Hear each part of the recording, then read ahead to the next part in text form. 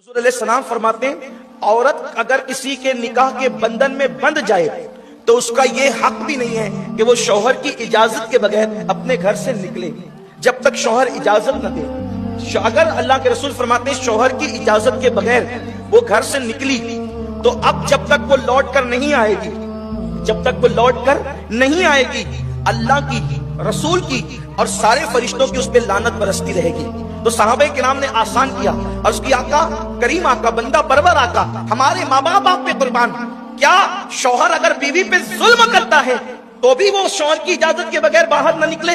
अल्लाह के रसूल फरमाते अगरचे शौहर जुल्म करे तो भी वो इजाजत के बगैर बाहर नहीं जा सकता। अल्लाह के रसूल अलैहि सलाम ने पाबंद किया। इसका मतलब यह है कि अगर लड़ झगड़ कर कोई औरत अपने शौहर के घर से बाहर निकलती है तो जब तक वो लौट कर नहीं आएगी, अब 10 दिन हो गए, 15 दिन हो गए, 50 दिन हो गए, साल भर हो गए, जब तक वो लौट कर नहीं आएगी उस पर मुसलसल लानत बरसती रहेगी। वो खा रही है तो लानत बरस रही है, वो पी रही है तो लानत बरस रही है, वो बिस्तर पर लेटी है तो लानत बरस रही है। उसकी वजह यह है कि हमारे यहाँ लड़कर जाने का तसव्वुर नहीं है। हमारे यहाँ तसव्वुर यह है कि अगर लड़ाई हो जाए, झगड़ा हो जाए तो उसी घर में रहो, अपने माँ बाप को बुलाओ, रिश्तेदार को बुलाओ, पंचों को बुलाओ और दोनों अपना अपना मुकद्दमा उन बड़ों के पास रखिए। कुरान शरीफ की आयतें हैं, कुरान मुकद्दस की आयतें कि उन तक रखो और उनका काम है, किनका? माँ बाप का काम है, बड़ों का काम है कि वो उनके दरमियान सुलह कराए, सुलह की सोचे।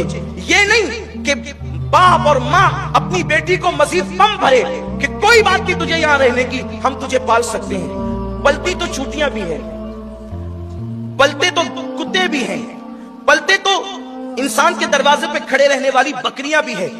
बात रोटी कपड़ा मकान की नहीं है, बात इज्जत के साथ बेटी के जीने की है।